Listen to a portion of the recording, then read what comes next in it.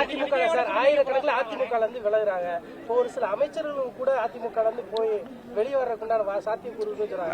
நிர்வாகிகள் தொடர்ச்சியா வெளியே வர்றத நான் ஒன்னே ஒன்று சொல்லுவேங்க, அம்மாவின் தொண்டையாக ஒன்று சொல்வது, அங்கு உள்ளவர்கள் இன்னும் தூங்கிக் கொண்டிருந்தால் 26 சட்டமன்ற பொதுத் தேர்தல் அவர்கள் தோல்விக்கு பிறகு நாங்கள் தான் அவர்களை கை கொடுக்க வேண்டும். இதுதான் யதார்த்தம், இதுதான் உண்மை. அதனால் அங்கு உள்ளவர்கள் யாரும் எங்களை தவறாக எடுத்துக் கொள்ள வேண்டாம் என்று இன்றைக்கு உங்கள் மூலம் தெரிவித்துக் கொள்கிறேன்.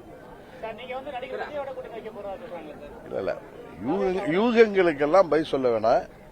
நான் எப்பயும் யதார்த்தமாக நான் நம்புவதை பேசக்கூடியவன். யார் மீதும் எந்தவித விருப்பு அம்மா மக்கள் முன்னேற்ற கழகம் செயல்படுகிற ஒரு கட்சி.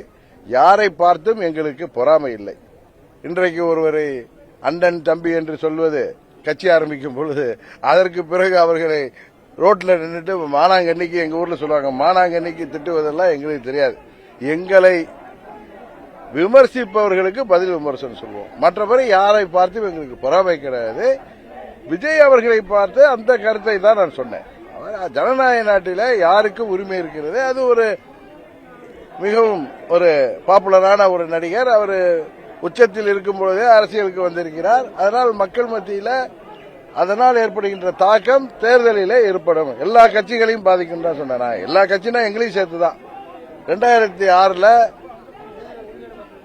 திரு விஜயகாந்த் அவர்கள் ஏற்படுத்திய தாக்கத்தை போல இறுதியாக அவரும் ஏற்படுத்துவார் என்பது எனது அனுபவத்தில் சொல்றது. அதுக்காக நீங்க கூட்டணிக்கு போவீங்களான்னா அதை பற்றியெல்லாம் நான் இன்னும் எதுவும் முடிவு செய்யல. நாங்கள் இப்பொழுது சுதந்திரமாக இருக்கிறோம். அம்மா மக்கள் முன்னேற்ற உறுதியாக வெற்றி பெறக்கூடிய கூட்டணியில் நாங்கள் இடம்பெறுவோம். அதுதான் எங்களுடைய நிலைப்பாடு. இதை தாண்டி எதுவும் நான் சொல்வதற்கில்லை.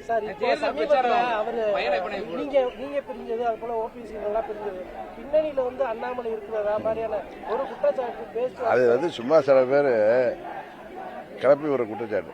நான் சுதந்திரமானவன் உங்களுக்கு தெரியும். நான் சொன்னாலே நான் கேட்க மாட்டேன். எங்க தொண்டர்கள் சொல்லதான் நான் கேட்பேன், எங்க நிர்வாகிகள் சொல்லதான் கேட்பேன். அதனால திரு அண்ணாமலை எனக்கு நல்ல நண்பர். நாங்கள் அரசியல் ரீதியாக அவர் பாரதிய ஜனதா கட்சியின் தலைவராக இருந்த பொழுது நான் தேர்தல் நேரத்தில் பழகி நாங்கள் நண்பர்களானோம். ஆனா இன்றைக்கு அரசியல் எல்லாம் தாண்டி அவர் நல்ல நண்பர். ஏன்னா அவருடைய குணாதிசயம் என்னுடைய குணாதிசயம் ஒத்துப்போகுது. இதை தாண்டி நீங்கள் யாராவது ஏதாவது நினைச்சீங்கன்னா அது உண்மை இல்லை. அவர் நான் சொல்லியும் கேட்க மாட்டார். அது அவர் கட்சியின் கட்டுப்படுவார். அதுபோல நான் எனது தொண்டர்களுக்கு கட்டுப்படுவேன். அவர் சொன்னாலும் எங்கள் நன்மைக்காக தான் நாங்கள் எதையும் செய்வோமே தவிர அவர் என்ன யாராவது இன்ஃபுளுன்ஸ் பண்ண முடியுமா? அதுவே எனக்கு வருத்தம் அளிக்கிறது.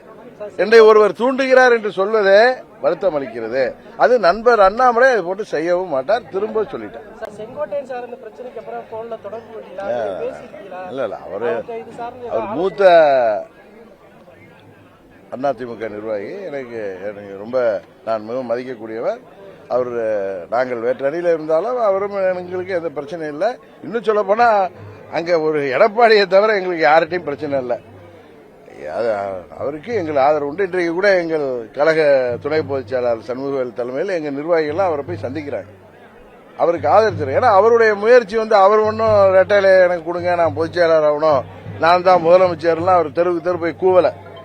அவர் அம்மாவின் தொண்டர்கள் எங்க இருந்தாலும் எல்லாம் ஒன்னா இணைன்னு கோரிக்கை. பல முறை சட்டமன்ற உறுப்பினராக பல முறை அமைச்சராக இருந்தவர். அவர் பதவி வெறியிலேயோ ஆசையிலேயோ எதுவும் பண்ணல. அம்மாவின் தொண்டர்கள் எல்லாம் ஓர் இணையணும், ஓர் அணியில இணையணும், இல்ல ஒன்று இணையணும்னு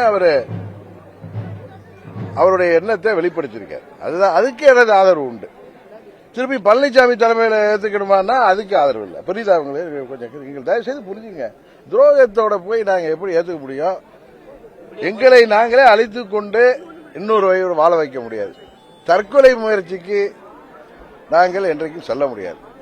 அதுதான்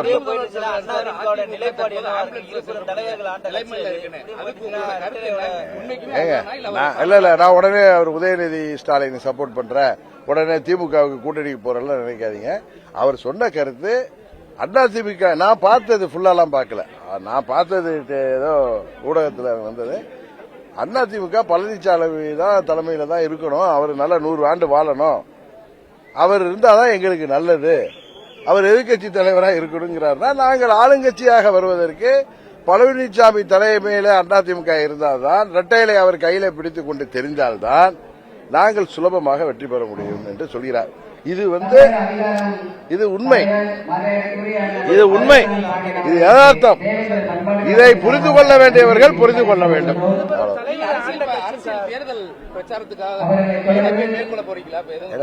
இப்ப நான் ஒவ்வொரு தொகுதியாக சென்று கட்சி நிர்வாகிகள் சென்று வர அதுக்கப்புறம்